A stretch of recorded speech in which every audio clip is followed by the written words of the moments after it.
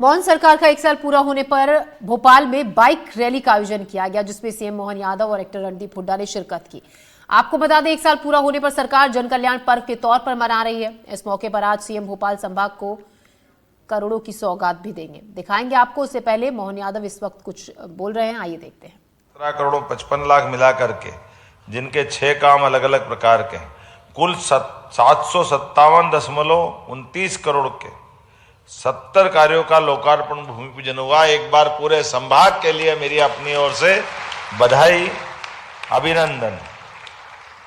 मित्रों, जैसा कि आपकी सबकी जानकारी है, आज का दिन एक सरकार के एक कार्यकाल के 1 वर्ष का पूरा होने वाला दिन है और उसी के साथ साथ हमने इस आयोजन को 2 तरह से बनाया है।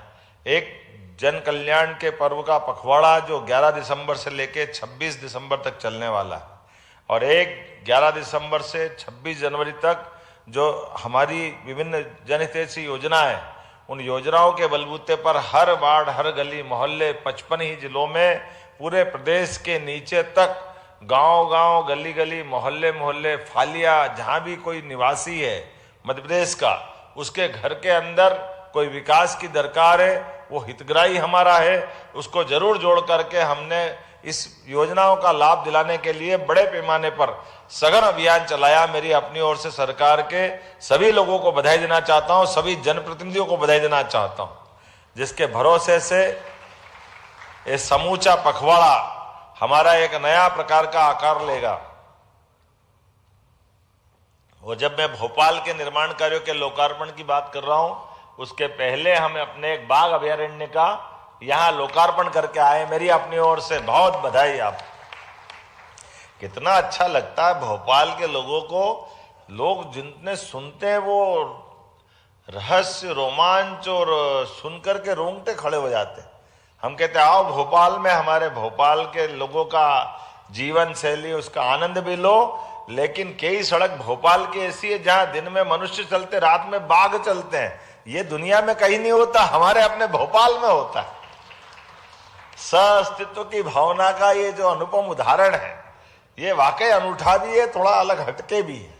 और केवल भोपाल में यही नहीं है, बाघ अभयारण्य की बात करें, राजा भोज का वो भोज मंदिर, जिसके बलबूते पर दुनिया के अंदर सबसे बड़ा शिवलिंग, वो आनंद के साथ हमारी गौरवशाली सांस्कृतिक विरासत की धरोहर है। मैं बधाई देना चाहूंगा और उम्मीद करेंगे हमारे सुरेंद्र पटवाजी वहां के विधायक हैं और हमारा सारा मंच मिलकर के हमारे भोजपुर के उस स्थान के लिए भी कोई अलग से योजना बना करके उसको पर्याप्त रूप से समाज और दुनिया के सामने लाने की जरूरत है। मुझे इस बात का आनंद है, उस पर हम काम कर रहे हैं। और जब भोपाल के विकास कार्यों की सुविधा की सौगात की बात कर रहे हैं, तो भोपाल समग्र रूप से बड़ी संभावना वाला स्थान है। इसलिए हमारी सरकार बनने के बाद हमने कहा भोपाल की राजधानी केवल भोपाल की नहीं है, भोपाल की राजधानी देश का दिल है। इसलिए इसका जो आनंद है, इसके लिए जो जो हो सकता है वो सब कुछ करने के लिए तैयार है। मेरी अपनी ओर से भोपाल के लिए वाकई में अभी हमने कहा कि अगर राजधानी का विभिन्न मार्ग हैं, उन मार्गों से प्रवेश होकर यहाँ आते हैं, तो प्रत्येक प्रवेश मार्ग को गौरवशाली अतीत से जोड़ने की जरूरत भी है। मध्य प्रदेश का गौरवशाली इतिहास सम्राट विक्रमादित्य से जोड़ता है और विक्रमादित्य मध्य प्रदेश से निकल करके देश और दुनिया में अपनी साख बनाते, धाग बनाते हैं। एक द्वार विक्रमादित्य के नाम पे बनाया जाएगा। एक द्वार राजा भोज, जिनकी अनूठी, उनकी विद्वत्ता की अलग अलग प्रकार की पुस्तकें भी है। बहुत कम राजा हैं, विक्रमादित्य के बाद राजा भोज, दोनों के बीच 1000 साल का अंतर है। लेकिन 1000 साल पहले, अर्थात आज से 1000 साल पहले, कोई कैसा व्यक्तित्व होगा जिसकी अपनी विद्वत्ता के लिए, ज्ञान के लिए, विज्ञान के लिए उस काल में भी उन्होंने अपनी पुस्तक में आयुर्वेद, शस्त्र, शास्त्र, साहित्य, सभी प्रकार की औषधियां, कोई चीज छोड़ी है क्या? सारे क्षेत्रों में समान रूप से जो उनका अपना व्यक्तित्व था, वाकई अद्भुत था। और एक साथ राजा भोज ने 2 बड़े बड़े युद्धों को जीता है। जो एक तत्कालीन समय में गांगेय का राज्य कहलाता था, और एक राज्य तेलप का कहलाता था। तो एक बार में एक साथ एक राजा दो युद्ध और बड़े बड़े राज्यों को हरा दे, पूरे देश और दुनिया में वो कहावत चल गई थी, कहां राजा भोज कहां गांगे तेलप। ये तो अपना अपभ्रंश हो गया दुर्भाग्य से कि बाद में हमने उसकी कहां से कहां बना दी, कहां राजा भोज और हम क्या कहते हैं। ये इतना बड़ा पराक्रम हमारे, ये बड़े दुर्भाग्य की बात है। इतनी बड़ी विजय, जिस विजय ने देश और दुनिया के बीच भोज के साम्राज्य की विजय पताका कहां से कहां पहुंचा दी, और कौन सा काम छोड़ा भोज ने। भोज के बारे में कहा जाता था कि वो अपने कवियों को हर साल कवि सम्मेलन बुला करके कवियों की धारा, संस्कृति से जुड़े, साहित्य से जुड़े, उत्कृष्ट हो, उम्दा हो, बेहतर से बेहतर हो तो पुरस्कार देते थे।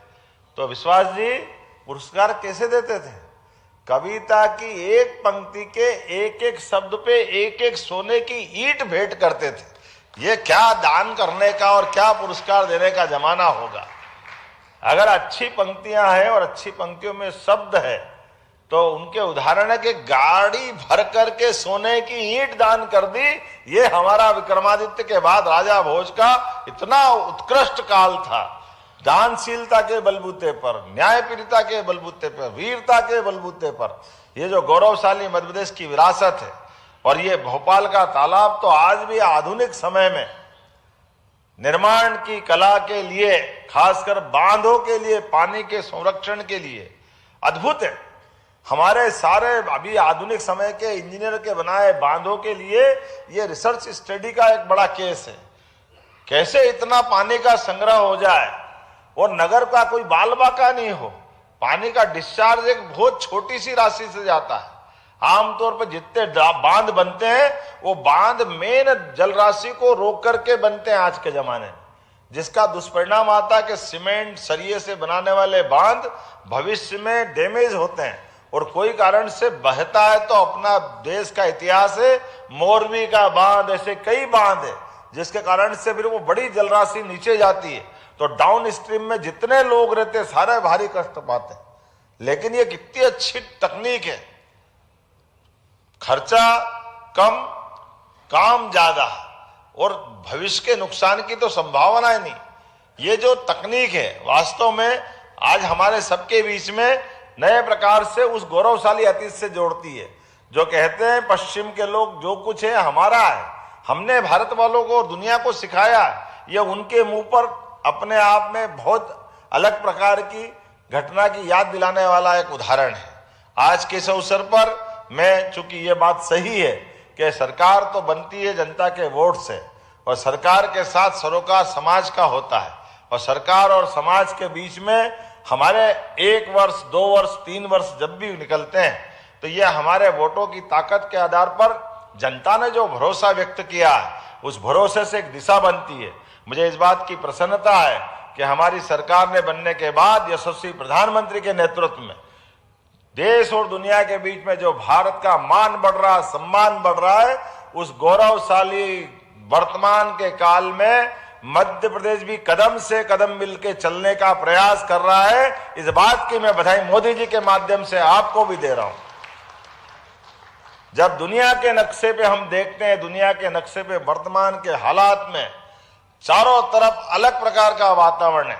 ऐसे 200 से ज्यादा देशों में एकमात्र दुनिया का सबसे युवा और बड़ा देश, जो सबसे बड़ा गणतांत्रिक देश भी है, जिनने अपने वोट से, अपनी जनता की चुनी हुई ताकत के भरोसे से, दुनिया के अंदर अपनी राजसत्ता के भरोसे से भारत का मान सम्मान बढ़ाया।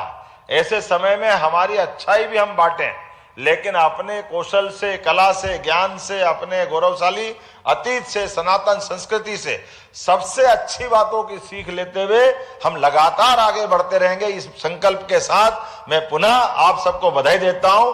बहुत बहुत धन्यवाद। भारत माता की जय।